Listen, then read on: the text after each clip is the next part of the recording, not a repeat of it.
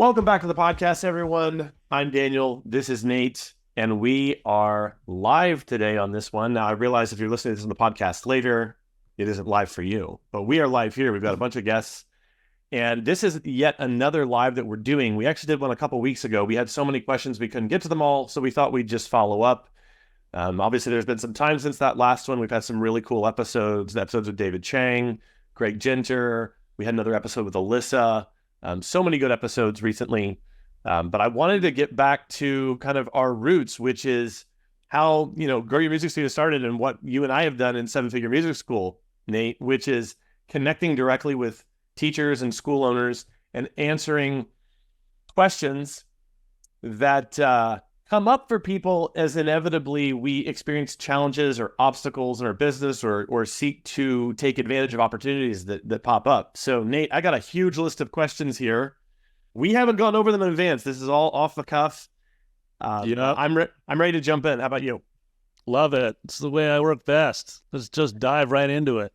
Cool. All right. The first question comes from Scott, who is here. So Scott might even, I don't know, we might even call you out, Scott, if that's cool with you. But I'm just going to read his question. And I love this question. One of my most liked and valued teachers is a young woman who has decided to take the summer off to participate in a music festival related to her long-term goal performing in a symphony orchestra. She would like to leave in May and come back in late August. I don't want to lose her, but I'm afraid if I tell her students she's taking the summer off, then they will follow suit and we'll lose the business. We offer lessons year-round. Should I hire a replacement and then try to work the first teacher back in the fall? Should I find a temporary summer teacher? Should I just tell her that I'm afraid we have to part ways? Thanks for any advice or insight. And actually, I will add one more thing because I actually spoke with Scott earlier this week, and it even came up that there's a little bit of a fear of if he allows this teacher to come back in the fall after having basically abandoned a huge number of students over the summer, that it might send a bad message to the rest of the staff that such behavior is acceptable. So Nate, this one, I wanted to lead off with this one because this one is just, this is a gold mine and a stick of dynamite all at the same time. So do you want to jump in first? Actually, I want you to jump in first, actually. Okay. Well, this is a great one, Scott. Yeah, because it's got a bunch of levels to it. Let me see how I would summarize the issue. The issue, at the core of the issue is business, is sustainability of the business over 12 months. The summer is always historically a question mark for a lot of school owners, right? And at the same time, you're well aware that we're in the people business and what we do. Because I know you as a great piano teacher yourself. Like, we're in the business of mentoring these kids. And of course, this teacher that you is one of your prized teachers is fundamental to you succeeding in that. So you've got this balancing act where you want to ensure that your business can sustain a teacher coming and going while still knowing that while still retaining a teacher that may come and go, right? I'm going to open by saying this, that one of the most common misconceptions that we've had here at the factory is that we can somehow control or mold or sculpt all of our teachers' aspirations and futures, right? Like, in other words, you have a teacher who her long-term goals or their long-term goal is to play in, I think you said in an orchestra, but they have a long-term goal, right? Currently, where they are in their life is serving your long-term goal, right? So it's mutually beneficial, the relationship is right now. And if we want to maintain that mutually beneficial relationship for as long as it can be, then we need to find a way to be in support of what their goals are in addition to your goals. There's a balancing act there, right? And in some ways, we're just saying the obvious, right? You can't force, like, humans aren't like coerced for very long into actions. Like anytime we're feeling manipulative, it's because we are manipulating the situation, and it won't sustain. It's just like it doesn't. I mean, all we have to do is take ourselves out of our entrepreneurial role and put ourselves into our life role and just look at the friendships that last. Friendships are the ones where we're mutually beneficial and we keep showing up year after year, and you're not always available for them and they're not always available for you, but you make it work. So that's number one, is to just we have to check ourselves. And that's a super hard one because we're, if you're as committed to systems as you are and as we are, Daniel and I are, we think that a system is sort of like a bulletproof system means that it's going to work always, every 12 months with everyone. Right. But the reality is we need to create systems that allow sometimes for a summer 3-month absence, which between you and I will only make them a better teacher. Right? The fact that they're actually in a pit playing or doing whatever she's doing at a festival, that's actually going to make her a stronger for the students she's mentoring. Having said that, there is a responsibility that she has to the students at the school. And I'm going to share this. I'm going to ping it back to you, Daniel, which is that when we have a teacher, like, let me give you a concrete example. We have a great teacher at the factory here who, oddly, he's in David Duchovny's band. So periodically he goes and plays for like 4 weeks in Europe or whatever. And if early on in his career at the factory, it would have been like an impossible ask, because he would have left it for the whole month of November. We would be like, that's not how we operate. But it didn't happen early on. It happened like 3-4 years into his career. And so we said, we'll give it a try. How do you think we should approach your students so that they stay connected to you, even though we're going to have a sub in here for the 4 or 5 weeks that you're gone? And so Davis did a couple of amazing things. One, he started a blog where he shared it with all the families, and he just posted photos every other day from his tour. Right? And he was like, check out what I'm doing now. And so he just stayed in constant contact with the families over the course of the tour so that they felt connected to him.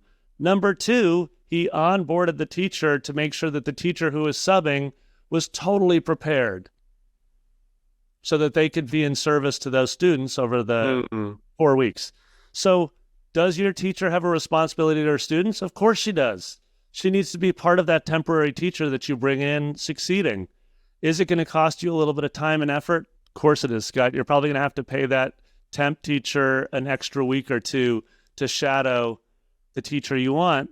And then you're going to ask that teacher to share with the families about her experience at the festival over the course of the summer and stay connected. Does it have to be every week?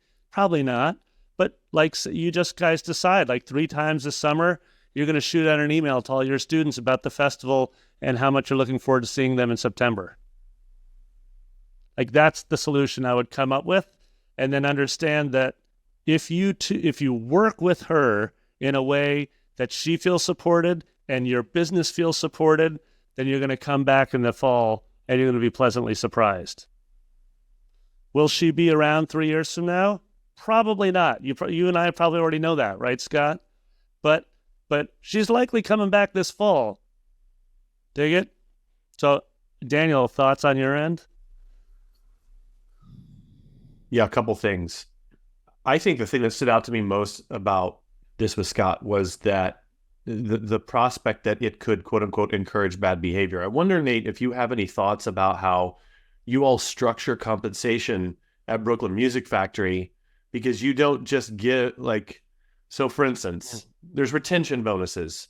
There are ways that pay are broken down so that they're overall, you see what I'm getting at here? Yeah. How do you encourage? Do you think that plays into this at all? Let me share one tactic that we use at the factory. I think we've done a good app on this, but we'll have to look that up and put it in the show notes.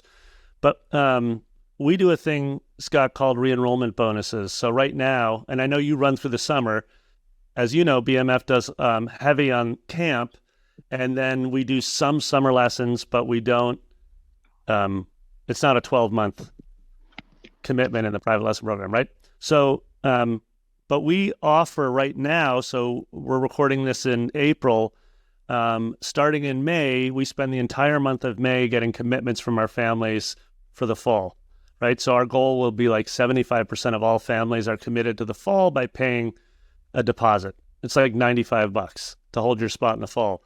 But what we do is we empower the teachers to be part of that process, and the teachers get a re-enrollment bonus for every student that commits to the fall. So it's like $20 an enrollment. But then if they re-enroll over 50% of their students by June 1st, and it's not like they're the ones who are the only one managing that re-enrollment scheduling process, because they're not, right? Our enrollment team is, but they're the ones communicating. But if they re-enroll over 50%, then they get like a $250 bonus on their June paycheck. They re-enroll over 75%, they get another $250. So we invest about $6,000 in our re-enrollment bonuses every spring with our faculty. Now, why do we do that? For two reasons. Number one, we want them to have additional earning opportunities that also benefit the business, right? And number two, we want them invested long-term in the fall and in the school, right? So having them already thinking about what it's going to be like in the fall, who's coming back, how they're serving them, et cetera, and the fact that they get some reward for that is really beneficial for everybody, right? It increases teacher retention. And that's kind of like one of the underlying features here of this question, is that we all know that student retention goes up if teacher retention goes up, right? That's the bottom line. So we're in the people business because we're learning how to recruit, hire better teachers who are, as my partner put it yesterday in our people power meeting, how many of you are looking for a job and how many of you are looking for a career? And as school owners, we're trying to balance that, because we're not going to get everybody who's a career educator, but it sure would be nice to have a core teaching group that are hoping to be there for 3 to 5 years, and for you to be designing a school with a compensation and benefits package that actually gives them the opportunity to be there for 3 to 5 years. Even if that's a long-term goal, it doesn't have to be a 1-year goal. That's like a 3 to 5 year goal, you know? Yeah. Just pursuant to that, there's something I would add, which is complementary to what Nate's saying, but from a very different angle. And this is that labor is one of the strategic vulnerabilities of a school. Totally. And the response to this is either A, put incentives in place for people to stay so that you reduce the number of times that something like this would happen. Obviously, you've been in business for a long time, Scott. This is the first time you've ever had something like this happen. It can be one of those things where it feels like you're a little bit blindsided simply for the fact that, well, I never thought someone would do this, you know? And we have those things that happen throughout our business. And fascinatingly enough, every year we have some new black swan event that we never considered before. And then it's like, oh, we're scrambling to do this. And when we're in business long enough, we just begin to realize, oh, these kinds of events are the norm, but they're never the same. And so if we anticipate in advance the kinds of strategic vulnerabilities that can most hurt our business for the type of business that we are, then, so for instance, the strategic vulnerability of a single teacher music studio is that, oh, I broke my foot. Yeah. And I'm going to be in rehab for 4 weeks. What do I do about my income? That would be different than if you own a music school with 12 teachers and you had a teacher break their foot and they're going to be gone for 4 weeks. Same issue. Human has a broken foot. Very different strategic vulnerability. Much bigger for the music studio, for the single teacher music studio that's teaching out of his or her home. Yeah. Similarly, the strategic vulnerability of this person leaving, we begin to think, well, how do we decrease this? And I would just say that one of the things that Nate was alluding to here, like these retention bonuses or the re-enrollment bonuses, things like that, provide a strong magnetic force for the teacher just to make different decisions to begin with. Part of it can be being much more declarative in the hiring process as to what people are signing up for, which, this being one of your best teachers, if not your best teacher, probably wouldn't have been that wouldn't have been as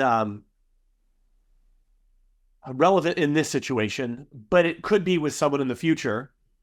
Structuring pay different, as I said, or, and this has actually happened at our studio in Northern Virginia, if you're running large-scale group classes, teachers are largely interchangeable. Where a child doesn't have an attachment to any one teacher, what we've noticed is they just have attachments to the teacher team.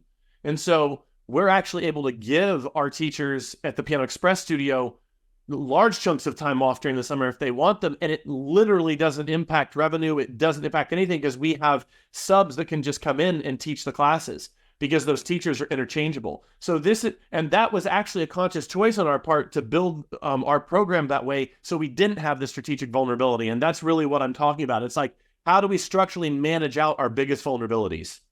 And let me just even say, which this could feel very, very unrelated, but let me just even talk about a different one. A strategic vulnerability we have, let's say in Grow Your Music Studio / 7-Figure Music School, is billing systems, because all of our clients are remote, right? We actually have 2 backup credit card processors. And that actually came in handy because one of ours went down in the last year. If we'd only had one, we would literally had no way to charge any of our clients. And within 24 hours, my 2 operations people had the problem solved in terms of billing, simply because we had 2 backups that we never use.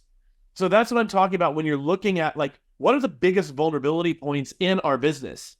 And again, the one that you're talking about, Scott, is specifically staff, but I'm talking think across your entire business. What would grind the gears of your business to a halt if it were to happen? Think about those things. Start thinking in advance how you might address those, and structuring and building the business in such a way that you manage those out or greatly reduce the odds of that risk event happening to you and it crippling you, So, yeah. Scott, oh, shoot. I've got people in the waiting room, like waiting to come in.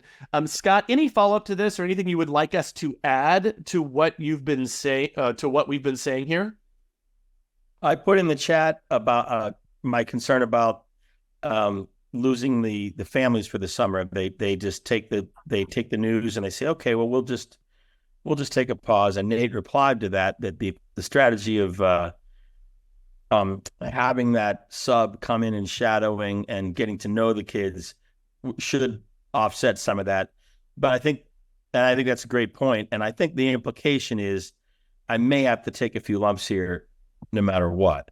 Would you guys agree that that's probably the case? No matter how I handle this, there is going to be, as you say, some exposure, Short-term pain, long-term gain. Yes. Thank you. Yeah. So I would assume that you'll keep 80% of our students all summer is the number that I would aim for, if, and know that your story is not an uncommon one, Scott.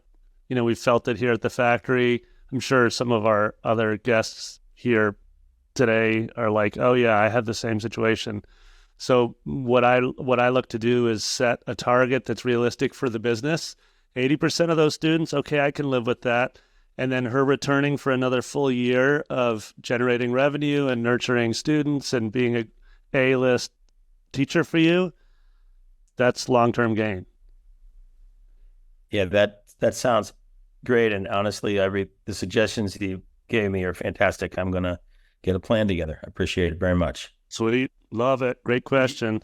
Yeah. And I think just that idea of creating the plan, certainly part of that plan, you're probably already thinking about it, Scott, is just, okay, when she comes back, how can we get her involved with the re-enrollment of the students that perhaps are being a little bit slower to respond to my emails or phone calls or texts?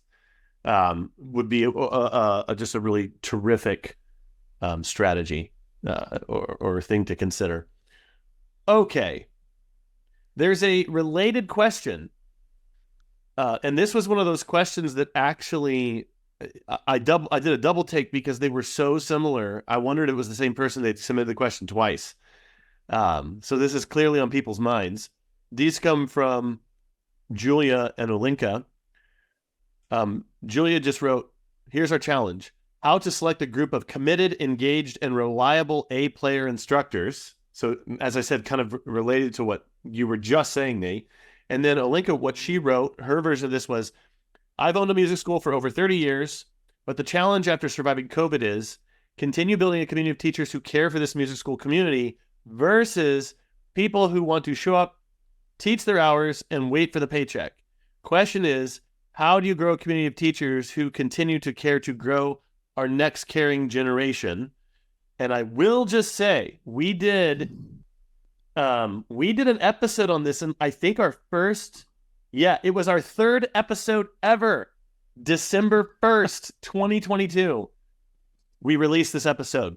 Are you just selling time in your music school? Episode 3. You remember that, Nate? Yeah, well, we were kids back then, but so barely. But yes, I do remember. Yeah. No, that was a long time ago. I feel like we did a more recent one too on like nurturing and retaining great teachers. But anyways, I'll search that. Well, do you want to jump on this and I'll look through the episode list? Yeah, take a quick peek. Yeah, which, by the way, I will say this. I'm just going to make a commercial here in the podcast. We are going to be releasing an episode guide. In fact, by the time this one comes out, this is going to be episode 123. We might have already released it. Bethany's putting the finishing touches on it. She's waiting for me to do some work on it. But we will have an indexed guide to all of our episodes sorted by category, episode number, date release, like all this sort of thing. So that you can group all of the episodes by like a certain topic. So if you're having trouble with student retention, we'll have all those episodes. Teacher hiring funnel, we'll have all those episodes. So you can just quickly find the topic that you perhaps are struggling with in your school. So anyway, I just thought I'd say that. But Nate, do you have thoughts about what Julia and Olinka said while I look for this other episode? Yeah, I also just put in a chat there a great app we did on how to retain students when a teacher quits. Scott, I feel like that'd be beneficial to you or anybody else who has that on their mind. Put it in the chat with a link there. Yeah, so first of all, this is like the $1 million question, right? Which is around, it is a culture question at its core. So when we're using language like committed, engaged, reliable, i.e. how to select a group of committed, engaged, and reliable A-player instructors, committed, engaged, and reliable, this is very much, you're basically saying out loud your core values for your school. We're committed to our students, and we only hire committed teachers, etc. Reliable. Like these are very important words to make sure we're not just keeping in our journal or whipping off in a Q&A for Daniel and Nate. We want to sit with these words and be like, okay, hold on a sec. What's missing right now in my school? Am I actually communicating the ethos within which we live and teach and work by here at the school? Okay, so first of all, it's a core issue. When you've been in music school for over 30 years, right, Alenka, you definitely have a serious culture. 30 years is a long time for doing anything. 30 years is longer than I've been married, right? So that's a long time that you guys have been at it. So what's amazing about that is baked in, you've probably made a whole bunch of really beautiful choices around this school. But you've also probably made a bunch of poor choices too. And some of those poor choices have been around culture. And what that means specifically for us when we talk about finding great teachers, retaining great teachers, is that we've kept teachers on that have been toxic, that have not been living and working to our values. We have had staff members that maybe were good enough, but they weren't really actually committed to our ethos as a school. Every time that we have a human every time we have someone at Brooklyn Music Factory who's in a working capacity and there's sort of a question around a values or purpose fit, it's like the most painful part of my job by far, because I know that I have to unhire them. It's time to coach them out. And that part of the gig frankly sucks. Like, I think we can all agree, right? That's not what we love. However, if that person stays around, because it's not a good fit for them either, they're not happy here, and it shows. When they just show up for a paycheck, those are the people that you're going to need to coach out. Now, it means you put a whole bunch of new pressure on yourself because your hiring and your recruiting is going to have to go slower than you'd like it. And it's going to take more effort than you want. And you probably would rather spend time on marketing and sales or other things. But actually, you probably need to spend more time in people power and hiring, right? Hiring the right people. So that's kind of a bummer because that changes your next 6 months strategic goals or your next 12 months, right? Back to what Daniel, you were saying about, where are the strategic holes. If we're really questioning the types of teachers that we're attracting and retaining, then that means you have a real strategic issue.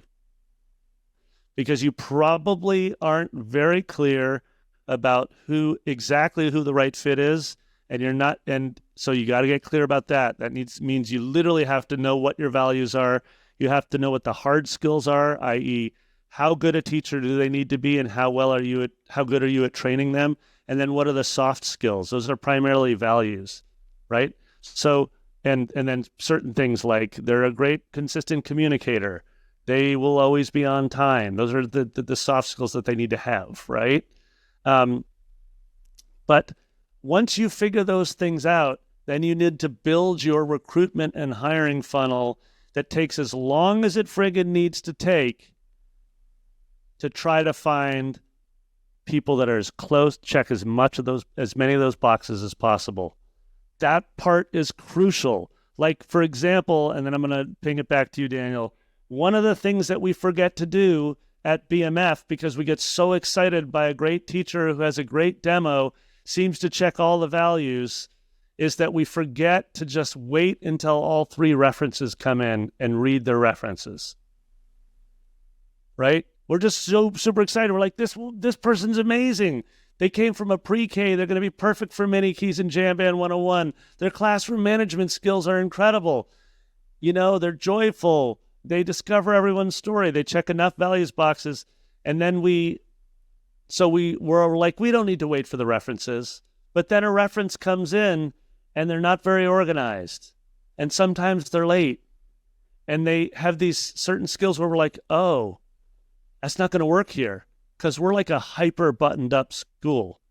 Like our curriculum, everything, you're checking boxes, sending reports every single day. Like if you're struggling with that sort of thing or you're going to be late, you're just it's not going to be good here. Right? So that's an example of like building your hiring funnel where you're like, okay, I'm going to take the 6 weeks that it takes to actually hire a great teacher. And I'm going to go through every step. And I think our listeners know, Daniel, like we all know, first of all, we trust our gut. If we've been doing it for 30 years, you're very clear on your intuition. So you trust that. You trust your heart in hiring. But now you just need a real checklist system to ensure that you move methodically through it as you recruit, interview, demo, get references, contemplate as a team, and then decide yes or no. Right? So we know what we need to do, I think, on it. Yeah. Before I jump into my contribution to these questions, I just want to point out a few things. And we can drop these in the show notes. Ton of episodes around this idea. Episode 8, called Struggling to Find Teachers to Hire in a Music School, or How to Solve That Problem. Episode 11, How to Retain Students When Teachers Quit, Step by Step. Episode 55, Teacher Discipline and Staff Policies. You will find that the policies you put in place will elevate your staff or make them feel unfocused and not inspired. And a strong onboarding sequence and culture indoctrination in their first little bit can literally raise the excitement level of someone. That old bubblegum commercial from the 90s. You don't have a second chance to make a first impression. I think it was that. It was like Juicy Fruit or something, or Wrigley's Spearmint Gum. I don't know. then don't lose students that you love, episode 67. So, yeah, a lot of episodes we've done around this topic. I would just say, again, following on to some of the comments I just made there, that if a recipe for stress, a recipe for feeling as if you're on an endless treadmill for your career is to try to control the actions of others, or try to motivate, model, manipulate people into doing things you want or feeling ways that you want them to feel. It's better to increase the value side,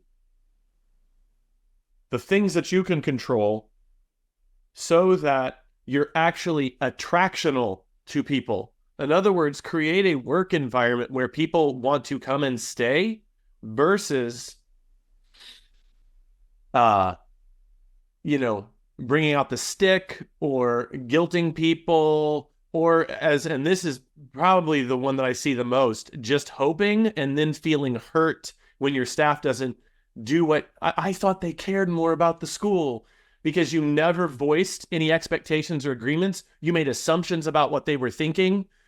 You hoped for things. You basically were giving to get back.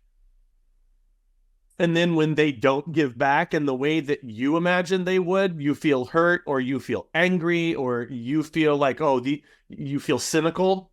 You feel resentful. It's best just to let them be them, create something as awesome as you can on your side of the equation, and then understand that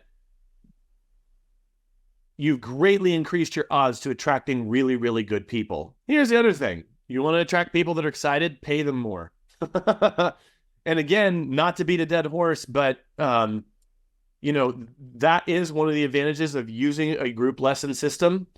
I won't belabor this point, but, obviously we have Piano Express now, but even before we were doing Piano Express from grouplessons.com, prior to that, I was teaching a different model of teaching group. And many, many years ago, there was a school owner. They had over 500 kids in their school.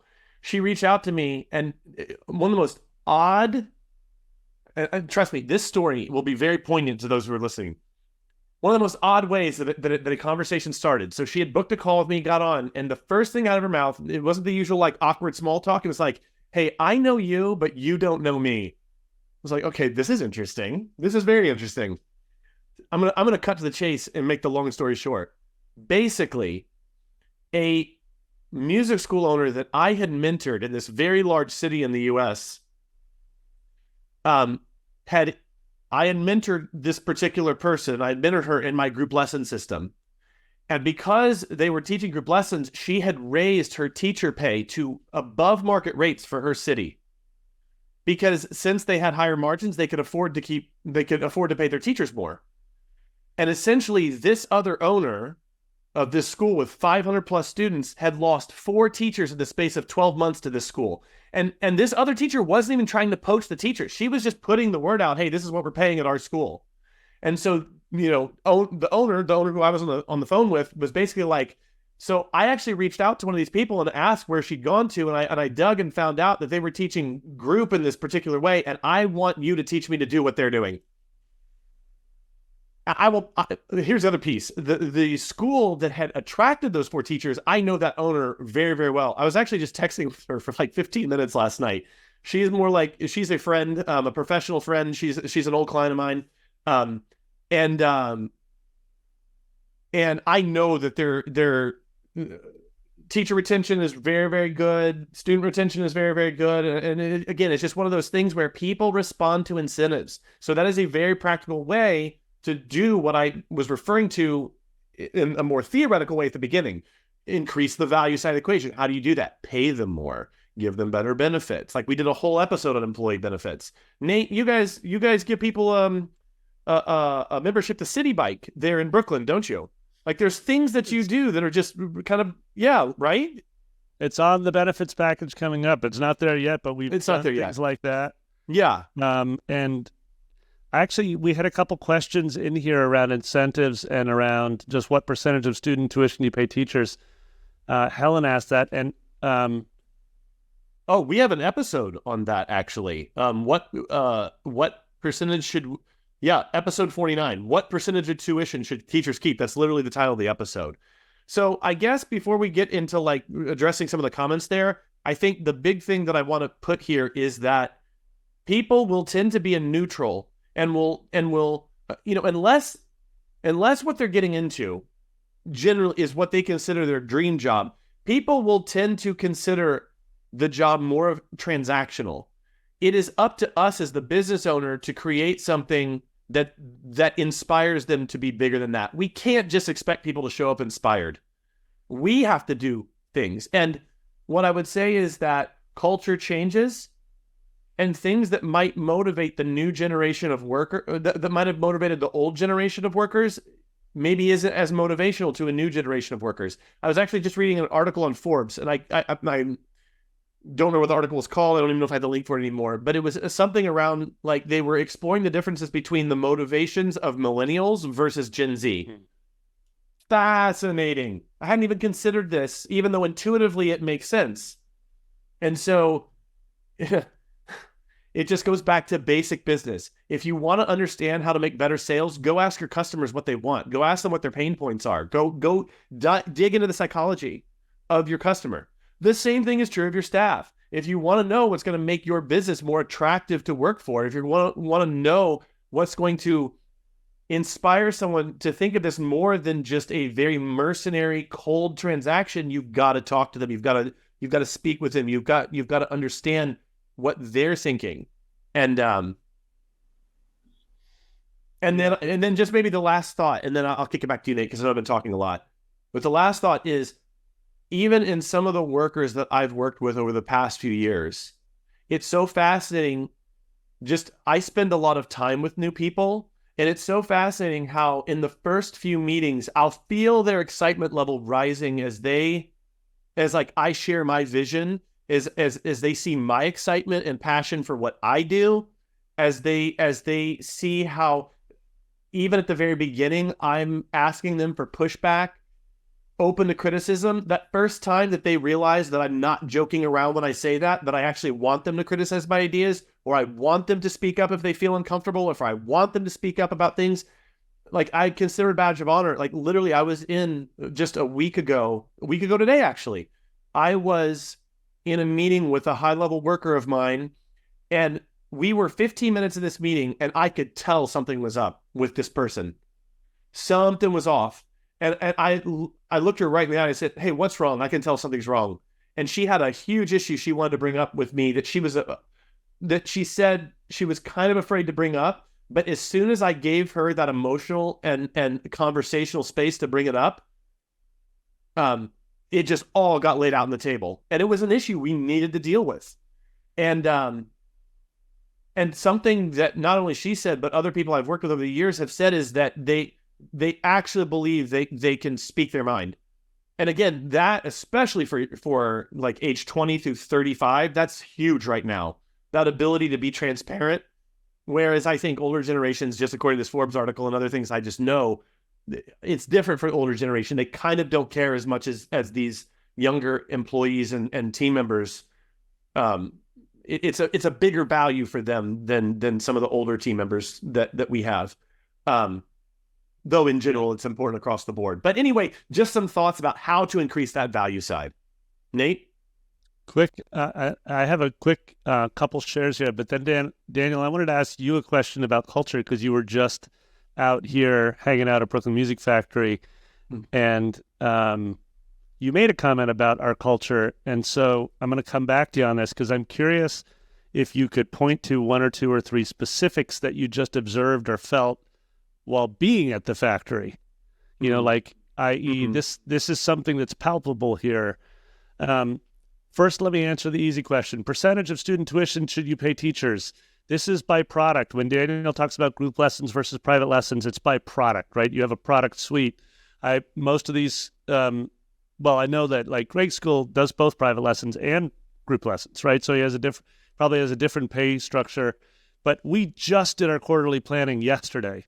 So 4 hours of quarterly planning, and one of my the way I prepare is with lots of data pieces and stories and sheets and reports for the team, and one of which was a cost of labor. And so these are the real percentages as of yesterday. So this is all from first quarter, Helen.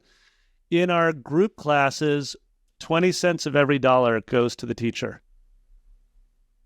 Right? So you're like, whoa. But that's because it's a higher margin on a group class. 35 cents of every dollar goes to the private lesson teacher. And those are the only two relevant ones. Now let me give you comps. So 1 year ago today, in our first quarter of 2023, we spent 19 cents of every dollar on our group classes and 31 cents of every dollar on private lessons. We've made a concerted effort to raise the rates that we're paying our teachers over the last. One of our goals is to raise them even more, right? So increase cost of labor, but reduce other lines of expenses so that we maintain our net income. And I'm sure I've talked about this on other apps. We have some good financial fluency apps, but our goal at BMF is a 20% net. That's our goal, right? So regardless of the amount of dollars we bring in, that's what our goal is. So those are the percentage numbers. And then a couple of questions that have come up in the chat, Daniel, have been around how to actually just find teachers, find anyone who's interested. So we've done some cool episodes on this too, but just in brief, I'll say we use Indeed. And if you're going to use a recruitment tool like Indeed, then you have to invest in that tool, understanding how to use it as well as you'd invest in any other tool. Like if you've gone through, Daniel's marketing class, he has a whole thing on developing Google Ads. Don't expect that you're going to get a return on Google Ads without the time investment. Don't expect you're going to get a return on Indeed recruitment without the time investment, right? So expect to spend 3 to 5 hours learning how to use the tool really well to actually get people to find you when searching for a job. Okay, that's number one. Number two, your personal network is way stronger than you realize. So I remember when Daniel and I first started hanging out together, he was like, dude, here's what we're going to do. You're going to ask 3 school owners to recommend 3 friends. And it's just the rule of threes that Daniel taught me, and I've been using it ever since. Anytime I need to find anything, like a dentist, I just ask a friend if they know of anybody, and then I ask, and then I just keep going out. I'm like, hey, I ask all friends if they can recommend 3 dentists. Anybody, you just keep asking for other friends who might know of a good dentist. And eventually, after you put in a few weeks of searching, you're going to end up probably with a decent dentist that takes your insurance, etc., right? The same holds true for your personal network. The last thing I'll say is your current teacher network is way stronger than you realize. So teachers that work for you now, teachers that used to work for you. Of course, you'd only want to inquire with the ones that you consider to be a good fit, but you want to go to them and you want to make sure that they have a link to your Indeed ad, that they have they know exactly that they can recommend your school. And you want to treat them like you would anybody else. If you really need to get a new hire done, you need to poke and nudge your circle. Poke, nudge, poke, nudge, poke, nudge. We don't offer any hiring referral bonus. We just say you're a badass and we really appreciate you. Is there any way I can be of benefit to you? And they're like, well, actually, I have a concert coming up. And you say, I'll send it out an email supporting you. Right? You don't pay money. Money is the cheapest, easiest thing. Pay with your time. That's worth way more. Time 100%. And attention is much better for your network than money. Yeah. It's fascinating to me, even pursuant to that thought, how resistant I've found some schoolers to be to actually spend time with their director levels, with their admins, with their internal support team, where I've literally had to tell people I'm coaching, like, no, have a standing meeting with them every week. I don't have time. And then they don't see the disconnect between why their admins can only handle like level 1 tasks and never ascend in the complexity of the things they can handle. They don't see the connection between that. Investment always precedes what you want. whether that's people being more invested in your school, feeling inspired, being able to handle larger, more complex projects, or actually even being able to build entire parts of your business for you, which I've experienced. There are things that some of my support team can do that I would, at a million years, never would have guessed that I could just hand that off to someone. But it's because I've spent so much time with them. Daniel, I've been thinking about this concept of like momentum in relationships. So think about it for a second. Like you were talking about texting with a former client last night. Like we all have the moments when we're trying to get a piece of information. It might be like, hey, we're looking for recommendations of new teachers. Hey, we're looking for a last family to enroll in that last spot on our summer camp, or whatever it is.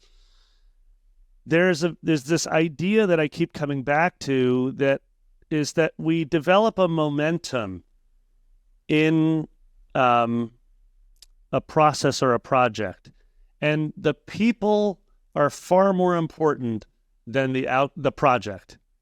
And so what I mean by that is, let's say you know what the outcome of the project is. You need to hire a new voice teacher. That's the result you're looking for. But when you text like 4 of your previous voice teachers a quick hello, and you say, hey, wondering how everything's going wherever they're living now, and they respond, it's going great, so good to hear from you. And you respond, hey, have you made any new music lately? Send me a link to the music. And they send you a link to their Spotify playlist, and you're like, man, this sounds great. Question for you. I'm looking to hire a new voice teacher who might be even half as good as you. Can you recommend like 3 or 4 friends that are currently in the city? And you develop a momentum in a conversation with them just on your phone. Be very careful, because this is what Daniel's referencing. Don't just give up on the momentum. Stay with the conversation. Don't just like give a task to one of your staff people and then not meet with them again for 3 weeks.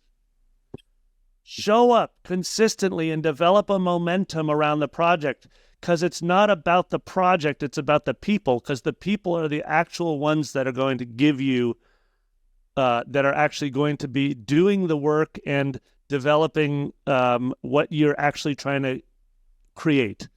It doesn't matter if it's finding the best next voice teacher, or doing some sort of what you consider like simple admin task. Right? You have to stay with the people and stay in momentum on it until you're like, great, this project's done. I wonder what we're going to do next. And I don't know if that was a little abstract, but it's like I've been sitting with it a ton because, Daniel, I've been thinking about like we're just trying to finish the last piece of the very last tiny detail in our new space to have the whole thing signed off. And it's taken like a year.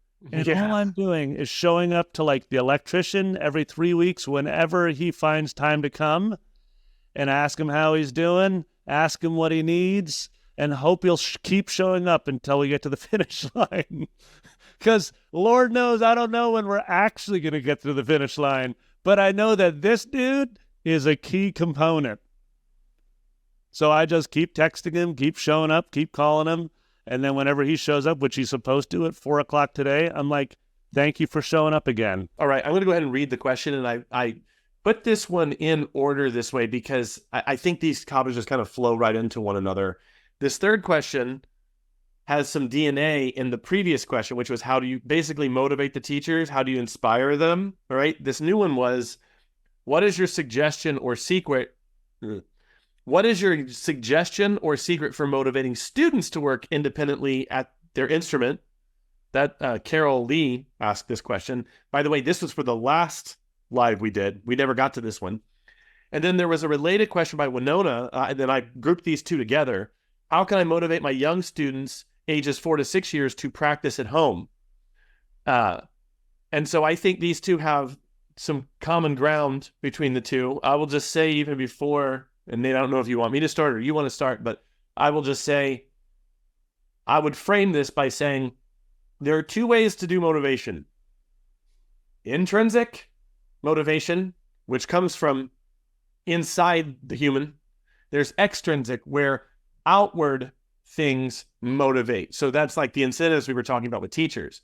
I will add that I think extrinsic motivation can lead to creating intrinsic motivation. And that's one that I'm particularly fascinated with. And when it comes my turn to answer this question, that's kind of where I'm going to go. But I will point out that a great extrinsic motivator are fun things for students to do in lesson, like our sponsor, Big Music Games. Nate, do you want to talk about Big Music Games?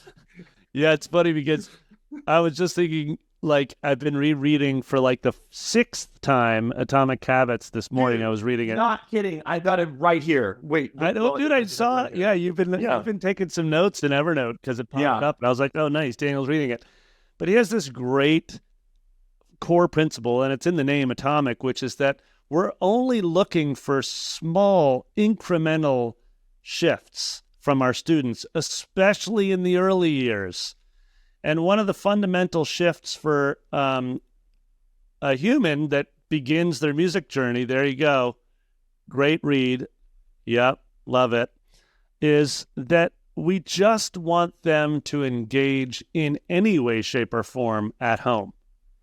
So we love it when it follows a prescripted plan that we have for our musician's journey, but it doesn't always need to. It just needs to be some kind of engagement at home with the idea of them. And James Clear makes this really great point in chapter 2, where he talks about our habits develop from our identity. And so what we're actually trying to do is identify these students. We're trying to get them, speaking of intrinsic, we're trying to get them to identify themselves as a musician. At BMF, we always just say as a music nerd. And so Big Music Games, which is, 4 fluencies, rhythm, harmony, melody, songwriting, in the early years, we approached it entirely as just like a music nerd game. Like, hey, every music nerd does this. We play games. That's what we love to do. And so all I'm actually doing, and all we're actually doing as teachers here at the factory in the first few years of working with our students on their hopefully 10-year journey here, is helping them re-identify. Just be like, oh, I now identify myself as someone who is a musician. And we honestly, that's where like a lot of the games come just from that space. Of course, there's all these long-term benefits to developing all these musical skills.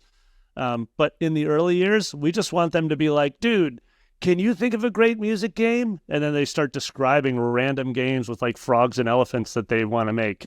And you're like, awesome, because that means that they're identifying themselves as someone who makes music. So that's what that's all I'm going to share actually on how to get them to be motivated to play at home. Doesn't have to be games, but it has to be something where they're like, I identify as a musician and this is what musicians do.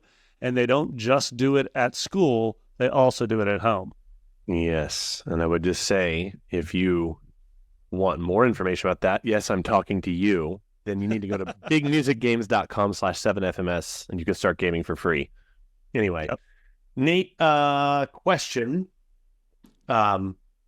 That's a good entry into this answer. Any other thoughts you have about suggestions or secrets for motivating students to work independently at the keyboard or their instrument, or motivating young students to practice at home, or do you want to kick it over to me?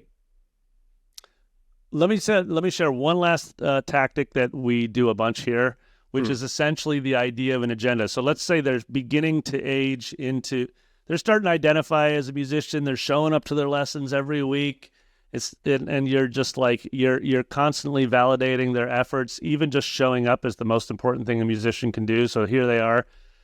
What we've started doing is, and I've been testing this out a bunch with, I have a 7-year-old Abby who's in her first year. So she's already played one songwriting party. She's got some games she likes. She's already designed a game called the Pancake Chord Flip, which is her practicing like 3-note chords on the piano. And then she takes a poly spot and treats it like a pancake and flips it over onto a music stand, which is her griddle. Anyways, that's just like a game that she created. And so she's all in on this. And so lately what we've been doing is drawing an agenda on the board, like just literally checklist, the 3 things we're going to do at the lesson. And then she draws a heart and divides it into 3 parts. And as she finishes each section, she checks the box and then fills in the heart.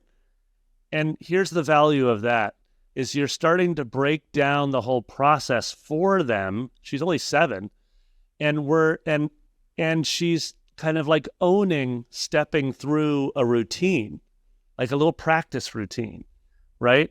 And the fact that she draws a heart and fills it in is the most important part of that agenda tip, right? Because she's doing her version of process, not your version of process, her version. And so what we're going to do, what I'm starting to do with her and other students now, Daniel, is I'm being like, hey, do you have a dry erase board at home? Why don't you draw a heart at home every time you play and fill it in as you move through the process? So it's just like a tiny little tactic, but it has huge implications because it's back to your intrinsic. She's now designing her version of a practice routine or a play routine. Just kind of filling that in. So that's the only other tip. Hopefully that's beneficial to folks. Okay. All right. I have, and this is probably what we're going to end the episode on. So if you have any additional questions about not only this question, but any of the previous things we've said, write in the chat now. I will again start by pointing out a few episodes we've done in the past that I think are relevant to the question at hand. We did, and this was just over 100 episodes ago, and remain 2 of my favorite episodes we ever did. Episode 23 and 24. It was a 2-part episode. Nate basically took the mic for the entire first episode, and I took the mic for the second episode. We were originally going to do it together. We ended up talking for 2 hours and then splitting it into 2 episodes because we had so much to say. The episodes were titled How to Keep Students for 10 Years. That was Nate's episode. And then mine was called The Hidden Driver of Growth and Retention. And even though that sounds like retention episodes, there's actually a lot in there, especially in my episode, about how important it is that at the core of what you're doing, that you know, you can have the best systems in the world, you can hire the best people, you can have the best systems, the best desk staff, you can be using the best software, but if at the core your product doesn't work, none of it matters. What I found is that there is a connection between how well the product works, I'm going to define that in just a second, and how much kids will practice or how much they will succeed at the keyboard. And again, I'm going to go back to what I said about the teachers. You cannot control the actions of others, and so you have to do everything you can to manipulate and control only the things that you can manipulate and control. Maybe manipulate isn't the best word because that's a loaded word. But basically, I thought, okay, as opposed to trying to fight the world and the trends in culture and the trends in parenting, what can I do to make the student succeed at the keyboard? Because actually, when it comes down to it, I don't even care if they practice at home. I don't care if they practice at home. We're asking the wrong question if we're asking, how do I get them to practice at home? It actually doesn't matter. And I'm going to explain why. Because we're running a business, and the purpose of the business is actually to keep the customers as long as possible. And to provide as much value as possible. But if they don't have the same values that we do, and we're trying to give them something that they don't value, then we're actually failing as a business owner. And in this point, we identify too much as the teacher, too much as the musician, and not as much as the business owner. So we have to put down our teacher and musician. We have to take off our teacher and musician hat and put on the business owner hat and say, what will keep them in for the longest amount of time with them experiencing the most amount of joy and happiness possible?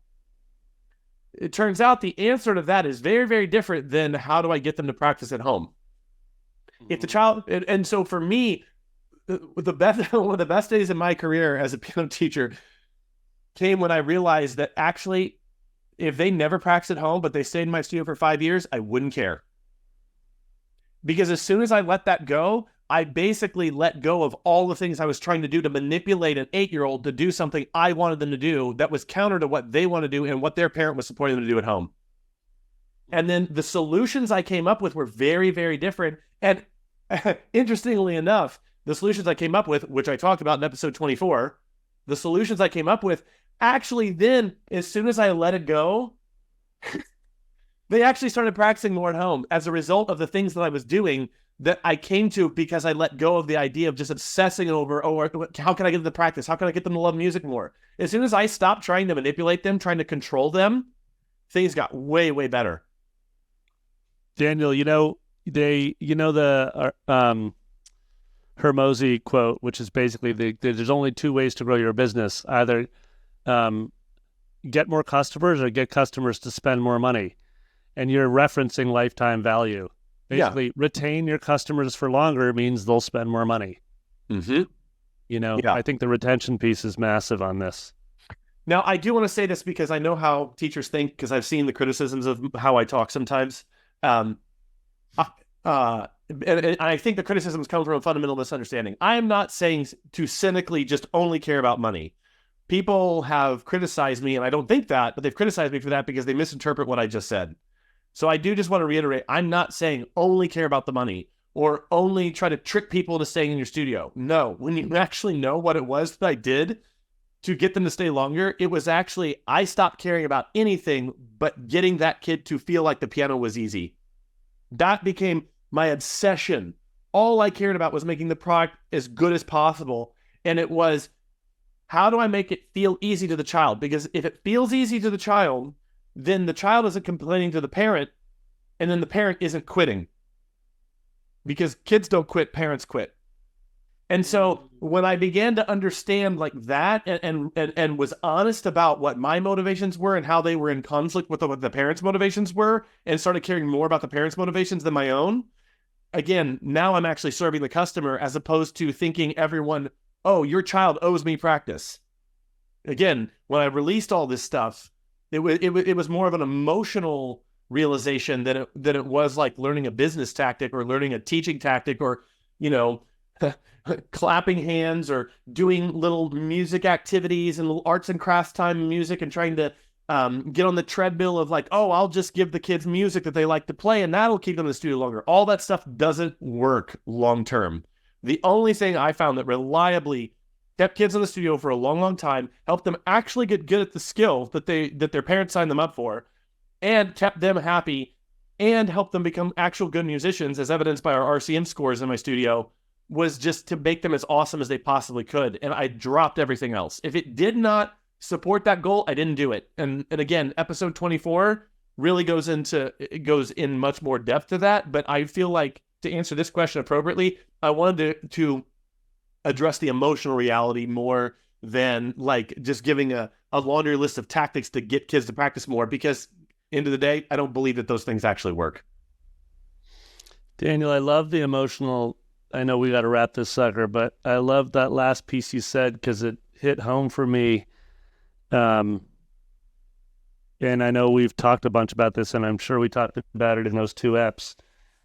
But when you as a studio owner are very clear, like Daniel was, in terms of what his specific outcome was, he's like, you've said it actually even more concisely before I've heard you say, I want them to learn how to read music quickly, and I want them to get better at the piano. Like whatever that meant for you in terms of like getting better at the instrument. But actually it wasn't whatever it meant. You did it really specifically because you had RCM scores where you were like, I'm going to measure against this benchmark. So that's great. You were hyper specific about how you were measuring, and you were very specific on what you wanted your outcome to be. And I think, at a place like Brooklyn Music Factory, which has a totally different outcome, i.e., developing songwriters, developing musicians that are fluent and can express on multiple instruments. The emotion, where I felt that emotional weight that you were describing, where like, you're trying to convince, like you said it beautifully when you said, parents owe me practice. That's a classic, like limiting, just bummer of a way to go into the job site. Like you owe me something. Actually, no, you were in service to the student.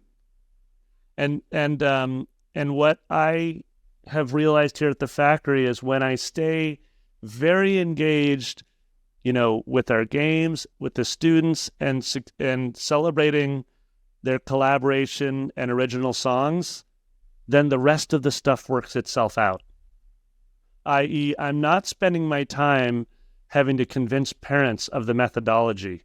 I'm not spending my time trying to explain game-based learning, like until my face turns blue, which truthfully, Daniel, it feels a little bit like what you're talking about. It felt like the wrong thing, like you owe me practice. You owe me a better understanding of game-based learning. No, parents don't owe me anything. I'm in service to these kids, and we know what the outcome's supposed to be. And sure, I should try to describe like the benefits of big music games to parents from the main stage at a gig, but that's not how I should spend most of my time, which is kind of what I hear and what you're saying. And it was nice for me. I'm reminded of when sometimes I feel tension. It's around trying to convince the parents of methodology's approach and long-term benefit. Instead of just being like, no, I'm in service to your child, and watch, your child is about to take the main stage and collaborate with a bunch of other musicians on an original song. That's the evidence of success, like passing an RCM level. Yeah. You know what I mean? Like passing an RCM level would feel the same way for me if that was our measure of success. You know, like, watch, my student can now do this. And actually, I'll add a little asterisk. To be clear, when some of our students get up to the teen levels, a lot of the measures of success is they get into the arts high school here. And so we actually do shift some of our purpose and measurement, you know, after they finish the songwriter's journey, et cetera. So it's interesting to know that you can change your benchmark as your students age through your program, I think. Yes. Yeah. Well, I could say so much more about this, but we got to go. Thank you, everyone, for coming here.